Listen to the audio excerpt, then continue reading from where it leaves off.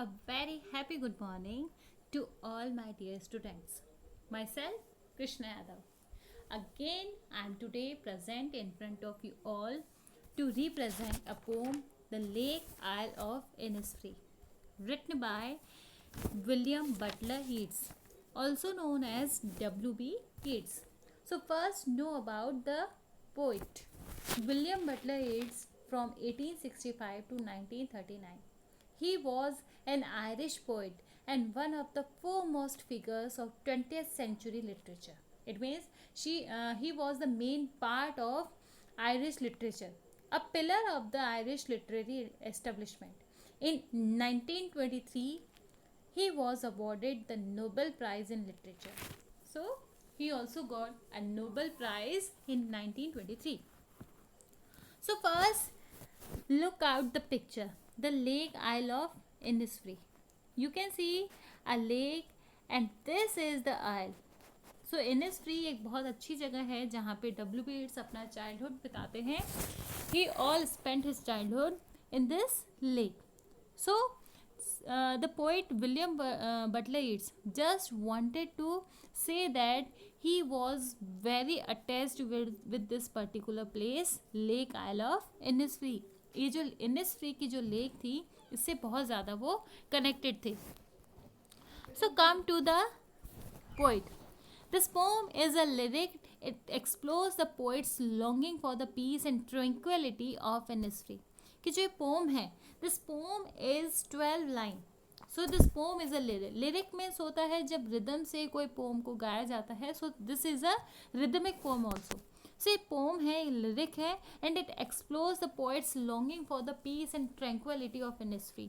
और वो बहुत ज़्यादा उनकी इच्छा है कि वो Innisfree जाए, वहाँ की पीस को, वहाँ की ट्रैंक्विलिटी को, वहाँ की कामनेस को वापस से जी पाए. A place where he spend a lot of time as he was a boy. कि जब वो छोटे बच्चे थे, जो वो बॉय थे, जिस तरह से उन्होंने वो पीस को जिया था, उस लाइफ को उन्होंने स्पेंड किया था, उसी तरह से वापस अपनी लाइफ को वो जीना चाहते हैं. So first I would just speak the pome and you will just know that how to pronunciate a word. Okay, so you can see that there are 3 stanza and every stanza has 4 lines. So let's start. I will arise and go now and go to Innisfree, and a small cabin built there of clay and petals made. 9 bean rows will I have there, a hive for the honeybee, and live alone in the bee loud glade. And I shall have some peace there, for peace comes dropping slow, dropping from the wheels of the morning to where the cricket sings. There midnights all a glimmer, and noon a purple glow, and evenings full of the linnet's wings. I will arise and go now, for always night and day I hear the lake water lapping with low sounds. By the shore, when I stand on the roadway or on the pavement's grey, I heard it in the deep heart's core. So again start from the first. Now I will explain the poem with the word meanings of hard words. So this is the first stanza. You can see there are the also meanings of hard words. So first, I will arise and go now and go to Innisfree. Arise means stand up, means खड़े होना. Cabin means room. Vetters means twisted sticks for making fences and walls. And glade means clearing open space. So start with first line. जो poet है, जो W B Yeats है, वो कहते हैं कि I will arise and go now. ये मेरी इच्छा है कि मैं अभी खड़ा हूँ और यहाँ से जाऊँ. और कहाँ जाऊँ? Innisfree. Yes, the lake isle of Innisfree चला जाऊँ. And a small cabin build there of clay and petals. कि वहाँ जाऊँ और वहाँ एक छोटा सा जो कैबिन है, जो रूम है, वहाँ जाके बनाऊँ. और वो किससे बनेगा? Because this is not be a pucca house, this will be a kutcha house. हो this room will be made by clay. मिट्टी से बनाऊँ. वेटल्स. वेटल्स मीन्स जो छोटी छोटी मुड़ी हुई डंडियाँ होती हैं. You can C in this picture, जो छोटी छोटी डंडियाँ होती हैं मुड़ी हुई, जिनसे किसी घर की वॉल्स बनाई जाती हैं या उसकी रूफ बनाई जाती है, जो फेंसेस जो बाहर की 4 दीवारी बनाई जाती है, वो उनसे बनाओ. कि अब वो यहाँ पे कहता है कि मेरी इच्छा है मैं उठूँ, जाऊँ, इनिसफ्री जाऊँ और वहाँ जाके एक छोटा सा रूम बनाऊँ, किससे, मिट्टी से और वेटल से. 9 bean rows will I have there, because for living his life he wanted to crop some food. So he just say that 9 bean rows will I have there. मैं वहाँ जाके खाने के लिए, अपने फीडिंग के लिए क्या करूँगा, 9 रोज बनाऊंगा जहाँ मैं बीन्स को उगा सकूँ. And a high for the honey bee, और हनी को कलेक्ट करने के लिए मैं क्या करूँगा, honey bee. You can see it, there is honey bees and they are gathering some honey. So वहाँ जाऊँ, मैं बी हाइव करूँ, वहाँ पे जाके हनी बी हैं वो उनको पालूँ, उससे हनी कलेक्ट करूँ. And live alone in the bee loud glade, और वहाँ जगह बी लाउड ग्लेड मीन्स एक पूरा बड़ा ओपन स्पेस हो जहाँ पे मैं उन हनी बीज की आवाज़ को सुन सकूँ. तो वो कहता है मेरी इच्छा है मैं निष्फ्री जाऊँ, वहाँ पे रूम बनाऊँ, वहाँ पे 9 बीन रोज है उनको ग्रो अप करूँ, प्लस हनी के लिए मैं हनी गैदर करने के लिए हनी बीज को रखूँ और उनका जो साउंड है वो उस वहाँ पे बस गूंजता रहे. तो come to the second stanza. And I shall have some peace there for peace comes dropping slow, और वहाँ पे जाके मुझे बहुत ज़्यादा पीसफुल फील होगा, मैं बहुत ज़्यादा पीस को मैं फील कर पाऊँगा. क्यों, क्योंकि पीस है वो धीरे धीरे टाइम के साथ ही धीरे धीरे आती है. Dropping from the veils of the morning to where the cricket sings. Veils means पर्दा, घूंघट. आप देख सकते हो इस पिक्चर में कि यहाँ पे जो लेडी है इसने अपने आगे फेस को कवर करने के लिए, ताकि कोई उसे देख ना सके, वेल्स गिरा रखा है, घूंघट कर रखा है, पर्दा, दुपट्टा डालना.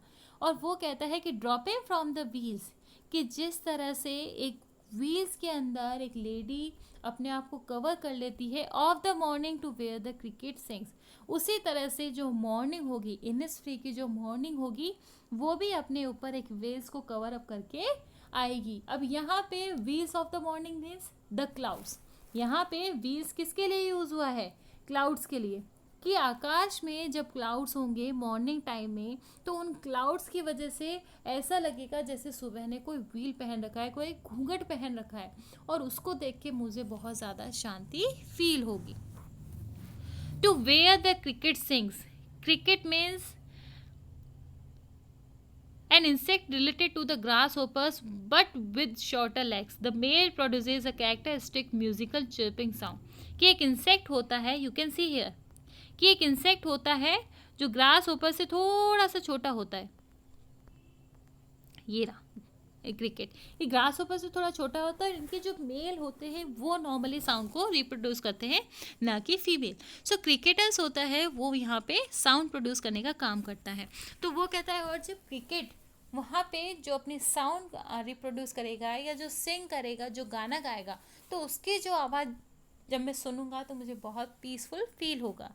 There midnights all a glimmer and noon a purple glow, कि वहाँ की रात है वो तारों की वजह से बहुत ज़्यादा ग्लीमिंग करेंगी, बहुत ज़्यादा चमकेंगी. उनको देख के मुझे पीसफुल फील होगा. और प्लस जब नून में जो सनलाइट होगी उससे जो पर्पल ग्लो होगा, उसको देख के मुझे बहुत शांति महसूस होगी. And evening full of the Lynette swings. Lynette, you can see here, yes this is Lynette, a small winged bird. कि ये जो है दीज आर लिनेट्स, कि लिनेट्स को जब मैं देखूंगा तो उनके जो छोटे छोटे पंख होंगे, वो जब पंख को फड़फड़ा के उड़ेंगी, तो उस शाम के में उन लिनेट्स को देखना मेरे लिए बहुत ज़्यादा पीसफुल फील होगा. So in this whole stanza the poet is just saying that how can he feel the peace, the calmness, the tranquility of Innisfree. तो उसने काफ़ी सारे तरीके बताए. First, so just count it. First, the wheels of the morning means cloud को देख के. Second, the song of the cricket. Third, the midnight glimmer. Fourth, the noon with the purple glow. And last, fifth, linnet's wings, sound of linnet's wings. So these 5 things will give him peace and tranquility. So come to the stanza 3. I will arise and go now for always night and day. कि मैं उठूं और यहाँ भी जाऊँ कि मुझे बस वहाँ दिन और रात बस वहीं रहना है, वहीं जाके रह जाना है. Day and night means all the time. I hear the lake water lapping with low sounds by the shore. Lapping means striking, टकराने की आवाज़.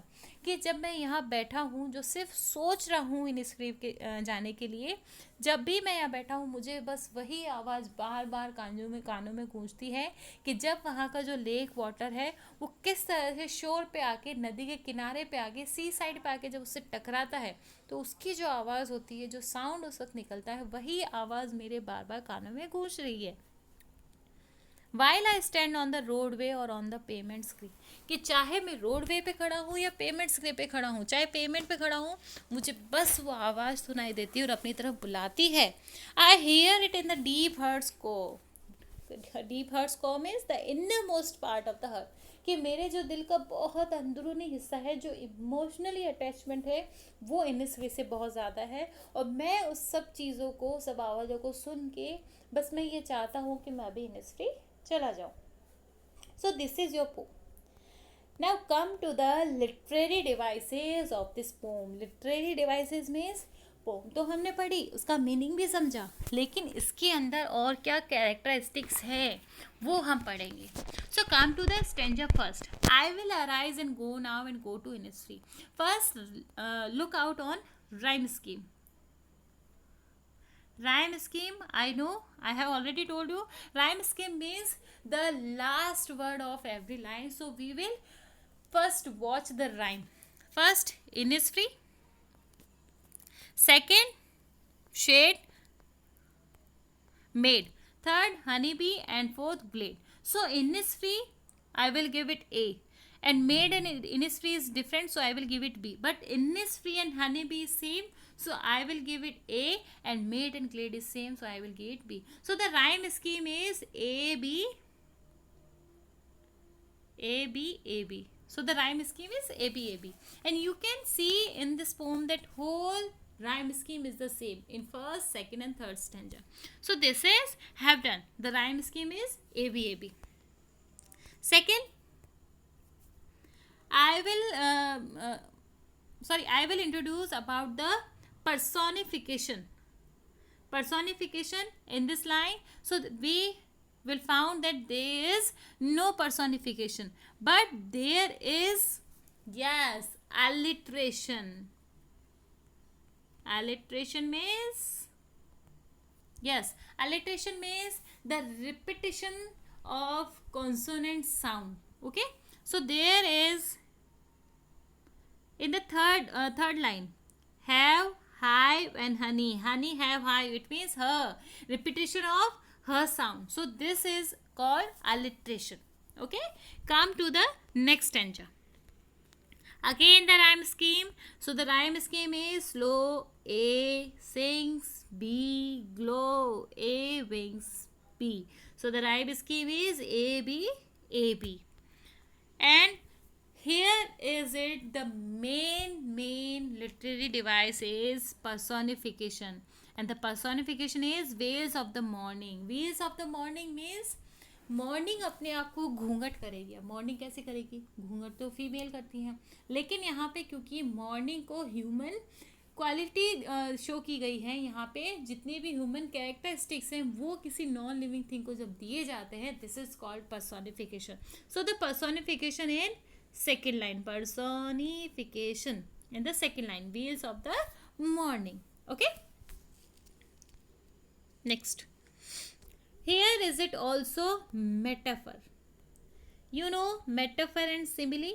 Okay, when we compare two things with like and as, अगर as या like से दो चीज़ों को compare किया जाए, this is called simile.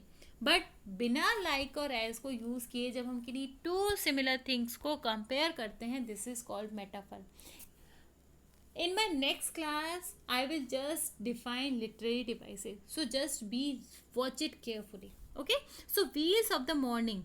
This is the metaphor. Wheels of the morning. Metaphor means जब किसी चीज़ को किसी और की तुलना करके बोलना. अब यहाँ पे मॉर्निंग है, वो घूंघट निकाला है, लेकिन यहाँ पे ज़रूरी नहीं है कि मॉर्निंग अपने आप को घूंघट करके बैठ गई. यहाँ पे इस लाइन का मतलब क्या है? क्लाउड से, कि मॉर्निंग में जब आपको स्काई में क्लाउड्स दिखाई देते हैं, इट मीन्स मॉर्निंग व्हील्स करके बैठी है. तो यहाँ पे दोनों चीज़ों को कंपेयर किया गया है. So this is called metaphor.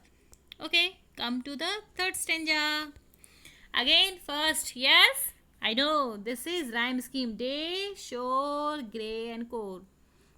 Again, A, B, A, B. So the rhyme scheme is A, B, A, B. Okay. And second thing is, yes, personification यहाँ पे नहीं है, but alliteration is there. So tell me where is the alliteration? Okay, first.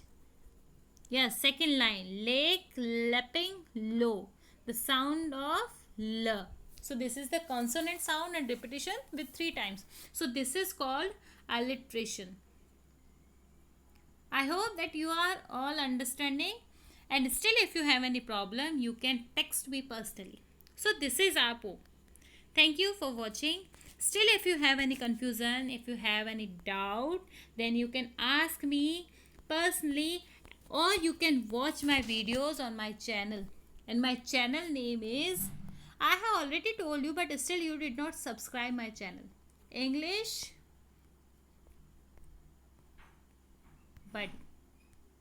So just subscribe my channel, like my videos. Thank you, and have a nice day and take care yourself. Thank you.